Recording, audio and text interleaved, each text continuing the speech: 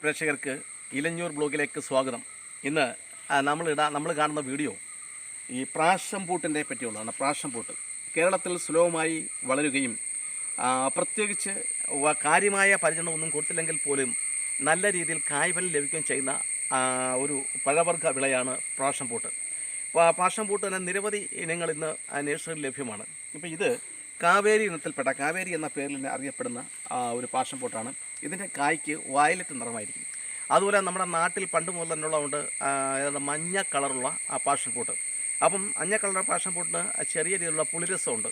ഇതിന് പുളിരസം കുറവാണ്. എങ്കിലും ഇതിലടങ്ങിയിരിക്കുന്ന ഗുണങ്ങളെല്ലാം ഏറെക്കുറെ തുല്യം തന്നെയാണ്.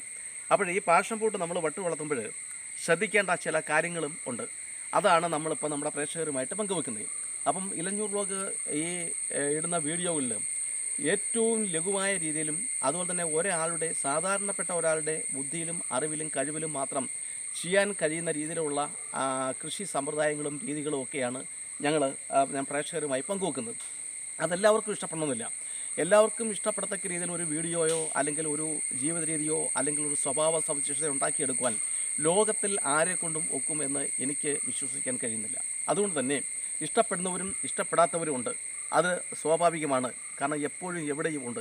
നമ്മൾ ഏത് രീതിയിൽ പരിശോധിച്ചാലും പ്രതിപക്ഷം എന്ന ഒരു സഖ്യം ഉണ്ട്. അതുപോലെ തന്നെയാണ് ഒരു വീഡിയോ കണ്ടിട്ട് പ്രതിപക്ഷ രൂപത്തിലുള്ളവർ അത്തരത്തിലുള്ള കമൻറ്റിടും. അപ്പം ഞാൻ പറയുന്നു, ഇത് സാധാരണ ഒരാൾക്ക് അയാളുടെ കഴിവും അറിവും ഉപയോഗിച്ച് പൈസ വലുതായിട്ട് ചിലവില്ലാത്ത രീതിയിൽ കൃഷി ചെയ്യുന്ന രീതിയെപ്പറ്റിയാണ് ഇലഞ്ഞൂർ ബ്ലോഗ് ഇത്തരത്തിലുള്ള വീഡിയോകൾ ഇടുന്നത്. അപ്പോൾ അത് താല്പര്യമുള്ളവർ അത് പരീക്ഷിച്ച് നോക്കുക. തീർച്ചയായിട്ടും ശ്രദ്ധയോടെ ചെയ്യാമെങ്കിൽ ചെയ്യുന്നതിലൂടെ താല്പര്യവും ആഭിമുഖ്യവും ഉണ്ടെങ്കിൽ ആത്മാർത്ഥതയും സ്നേഹവും ഉണ്ടെങ്കിൽ അത് വിജയിക്കുമെന്ന കാര്യത്തിൽ ഒരു തർക്കവുമില്ല. വിമർശകർക്ക് എന്തെല്ലാം പറയാൻ കാണും, അത് സ്വാഭാവികമാണ്. അത് ഉണ്ടെങ്കിലേ പറ്റൂ. അതും പ്രകൃതിയുടെ നിയമമാണ്. വിമർശനവും സ്വാഭാവിക നിയമമാണ്, അനുകൂലവും പ്രകൃതിയുടെ നിയമമാണ് എന്ന് നമ്മൾ മനസ്സിലാക്കണം.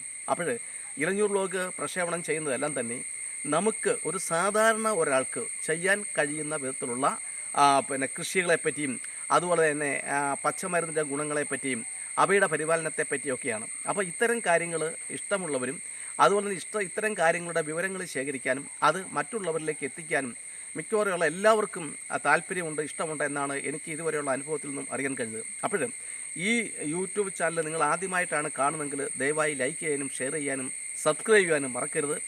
അതുപോലെ തന്നെ ഇതിനോടൊപ്പം ഒരു ബെല്ലൈക്കൺ ഉണ്ട്, അത് അമർത്തുവാണെങ്കിൽ ഞങ്ങളുടെ പുതിയ വീഡിയോകൾ നിങ്ങൾക്ക് അപ്പോഴപ്പോഴും നോട്ടിഫിക്കേഷനായിട്ട് ലഭിക്കുന്നതാണ്.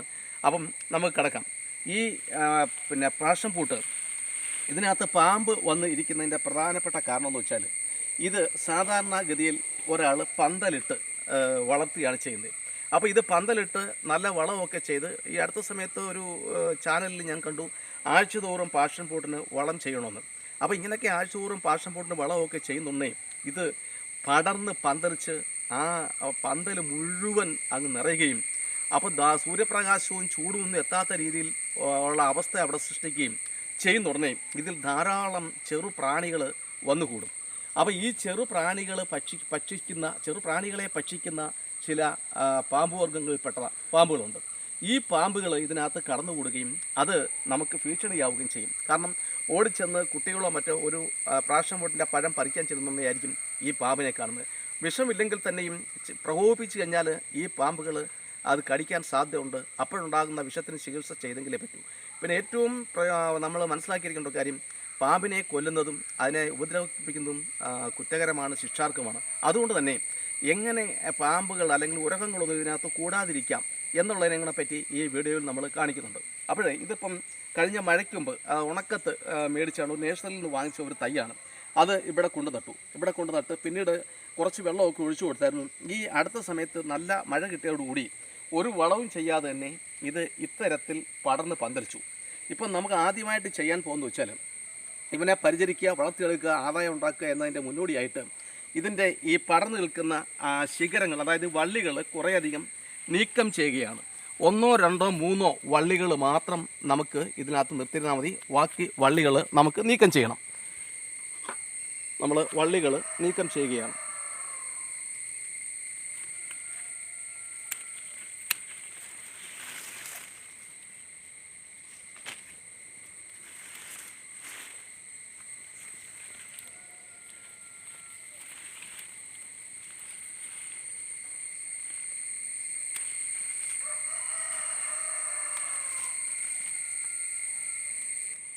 നമ്മൾ ആ പടർന്ന് പന്തലിച്ച ആ പാഷൻ പൂട്ടിൻ്റെ ആ വള്ളികളെല്ലാം നീക്കം ചെയ്തു.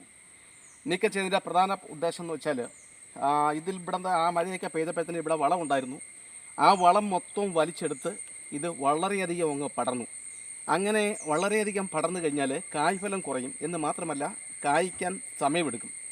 അപ്പോൾ നമ്മൾ ഈ വള്ളി കട്ട് ചെയ്തതിൻ്റെ ഫലമായിട്ട് ഇത് വലിച്ചെടുത്ത അപ്പോൾ ആഹാരം അതിൻ്റെ വളം കുറേയൊക്കെ അങ്ങ് വെളിയിലേക്ക് പോകും. അതുകൊണ്ട് തന്നെ കാരണം ഇതിൽ നിന്നും ആ തണ്ടിൽ നിന്നും വെള്ളം തറയിലേക്ക് വീഴുന്നുണ്ട്. അപ്പം ആ വളമെല്ലാം വെളിയിലേക്ക് കൊണ്ടുവന്ന സാധാരണ ഒരു ചെടിയായിട്ട് തന്നെ നിൽക്കും. ഇനി നമ്മൾ കൊടുക്കുന്ന വളം ഉപയോഗിച്ച് ഇത് വളർന്നു വരുന്നുണ്ട്. മൂന്നോ നാലോ വള്ളി മാത്രമേ നമ്മൾ ഈ വളർത്താവൂ.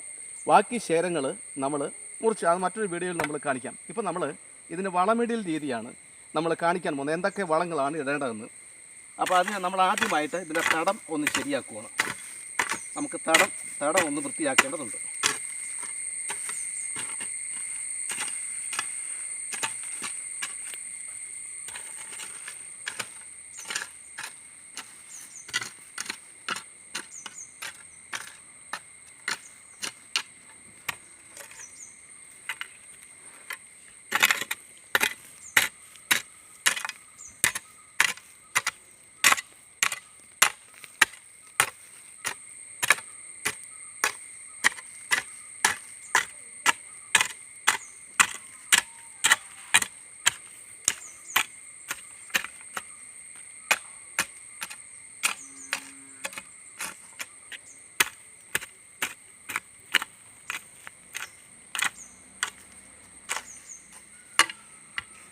അപ്പോൾ നമ്മൾ തടം ശരിയാക്കി. ഇനി നമ്മൾ ഒഴിക്കാൻ പോകുന്നത് ഒരു ലായനിയാണ്. ഇത് സൂഡാമോണസ് കലക്കിയ ലായനിയാണ്. സൂഡാമോണസ് ലായനി നമ്മൾ കലക്കി ഉണ്ടായി. ഇത് കലക്കി നമ്മൾ ഇതിൻ്റെ ചുവട്ടിൽ അതിൻ്റെ മണ്ടയ്ക്കൊക്കെ ഒഴിച്ചു കൊടുക്കാൻ പോവുകയാണ്. സൂഡാമോണസ് ഒഴിച്ചു കൊടുക്കുന്നത് എന്തിനാണെന്ന് നമുക്കറിയാം. വളവും ലവണങ്ങളും ഒക്കെ ഈ മണ്ണിൽ നിന്നും വലിച്ചെടുക്കാനുള്ള ആരോഗ്യവും ഒക്കെ നമ്മുടെ പാഷൻ ഫ്രൂട്ടിന് ഉണ്ടാകുന്നതിന് വേണ്ടിയിട്ടാണ്. ഇനി നമ്മൾ ചെയ്യാൻ പോകുന്നതിന് വളമാണ് ഇടുന്നത്. വളം ഇടുമ്പോൾ നമ്മൾ ആദ്യമായിട്ട് കമ്പോസ്റ്റ് വളം ഇടാൻ പോവുകയാണ്. നിയന്ത്രിതമായ രീതിയിലാണ് നമ്മൾ വളം ഇട്ട് കൊടുക്കുന്നത്. നിയന്ത്രിതമായ രീതിയിൽ നമ്മൾ വളം ഇട്ട് കൊടുക്കത്തുള്ളൂ. വളരെ ശ്രദ്ധിച്ചോണം. രണ്ടാമത് നമ്മൾ ഇട്ട് കൊടുക്കുന്നത് എല്ലുപൊടിയാണ്. എല്ലുപൊടി നമ്മൾ ഇട്ട് കൊടുക്കുകയാണ്. എല്ലുപൊടി എല്ലാ വിളകൾക്കും ഇട്ട് കൊടുക്കാൻ നല്ലതാണ്. പിന്നീട് പിണ്ണാക്ക് വളങ്ങൾ നമുക്കറിയാം. എല്ലാ സസ്യങ്ങൾക്കും കായ്ഫലം കൂട്ടാൻ നല്ല രീതിയിൽ വളരാനും പറ്റുന്നതാണ് പിണ്ണാക്ക്. ഇത് കടലപ്പിണ്ണാക്കാണ്. കടലപ്പിണ്ണാക്ക് ഇടുമ്പോൾ എപ്പോഴും വേപ്പിൻ പിണ്ണാക്ക് കൂടി ഇടണം. ഇല്ലെങ്കിൽ ഉറുമ്പ് വന്ന് വലിയ ശല്യം ഉണ്ടാക്കാനുള്ള സാധ്യതയുണ്ട്. എവിടെ കടലപ്പിണ്ണാക്ക് ഇട്ടാലും വേപ്പിൻ പിണ്ണാക്ക് കൂടി ഇടണം. കടലപ്പിണ്ണാക്കും വേപ്പിൻ പിണ്ണാക്കും ഒന്നിച്ച് മാത്രമേ ഇടാവൂ. നമ്മൾ മണ്ണിട്ട് കൊടുക്കാൻ പോവുകയാണ്. മണ്ണ് ഇട്ട് ഇങ്ങനെ മണ്ണിട്ട് കൊടുക്കണം.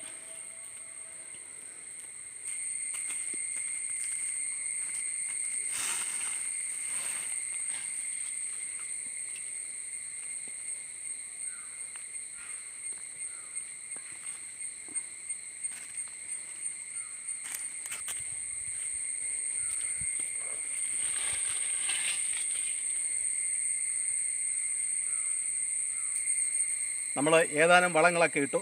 ഇനി ഈ വളത്തിൻ്റെ മുകളിൽ അല്പം മണ്ണ് ഇടണം. അതിന് നമ്മൾ തടത്തിൽ ഇട്ട മണ്ണ് വളത്തിൻ്റെ മുകളിൽ വീഴത്തക്ക രീതിയിൽ നമ്മൾ ഒന്ന് ഇടയുവാണ്. കുറച്ച് മണ്ണ് വീണാൽ മതി.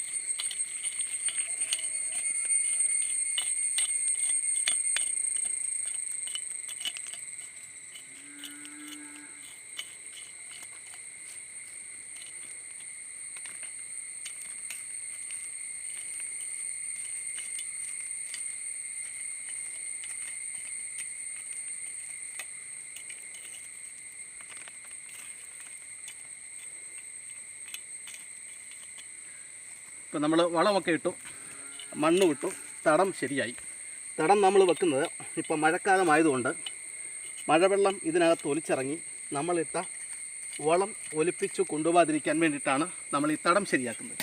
ഇനി നമുക്ക് വേറൊരു വളം കൂടെ ചേർക്കണം.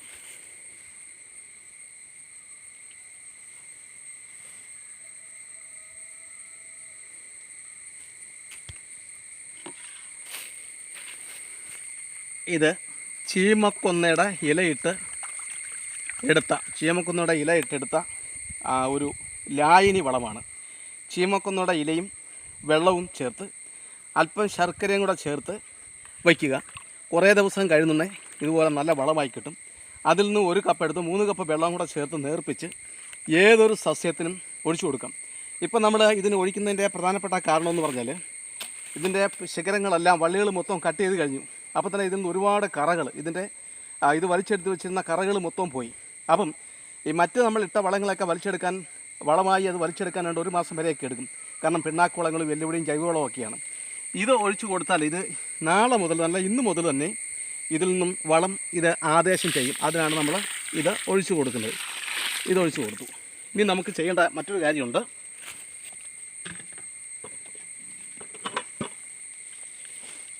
ഇതേപോലെ ഒരു കമ്പ് നമ്മൾ ഒന്ന് താങ്ങി കൊടുക്കണം, ഒന്ന് വെച്ച് കൊടുക്കണം. കാരണം ഈ പാഷൻ പൂട്ട് നമ്മൾ ഈ കൊടുത്ത വളത്തിൻ്റെയൊക്കെ അടിസ്ഥാനത്തിൽ പെട്ടെന്ന് ശിഖരങ്ങൾ വരും. അപ്പം ആ വരുന്ന ശിഖരങ്ങൾ ഇതിൽ പിടിച്ച് നിൽക്കണം. അതിന് വേണ്ടി നമ്മളൊരു കമ്പ് വെച്ച് കൊടുത്തതാണ്. അത് ഏത് കമ്പായാലും മതി. ഇതിപ്പം നെല്ലിയുടെ കമ്പ് കിട്ടിയോണ്ട് അങ്ങനെ വെച്ചതാണ്. അതിനുശേഷം ഇനി നമുക്ക് ഇതിൻ്റെ ഈ തടത്തിൽ നമുക്ക് തോലിടണം. തോലിന് നമ്മൾ എങ്ങും പോകണ്ട. നമ്മൾ ഈ എടുത്തു വെച്ച ഇതിൻ്റെ വള്ളി നമ്മൾ അങ്ങ് ഇട്ട് കൊടുത്താൽ മതി. ഇത് നല്ലൊരു വളമായിട്ടങ്ങ് മാറും.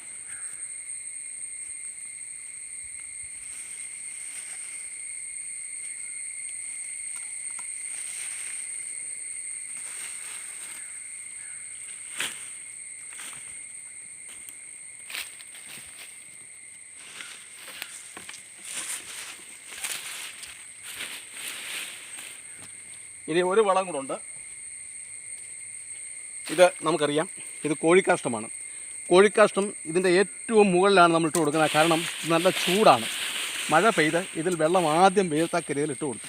ഇത്രയും ചെയ്താൽ നമുക്ക് സുരക്ഷിതമായിട്ട് പാഷൻ പൂട്ട് കഴിക്കുകയും ചെയ്യാം. ഇഴജന്തുക്കളുടെ ശല്യം ഒഴിവാക്കുകയും ചെയ്യാം, പ്രത്യേകിച്ചും കുട്ടികളൊക്കെ ഉള്ള വീടുകളിൽ.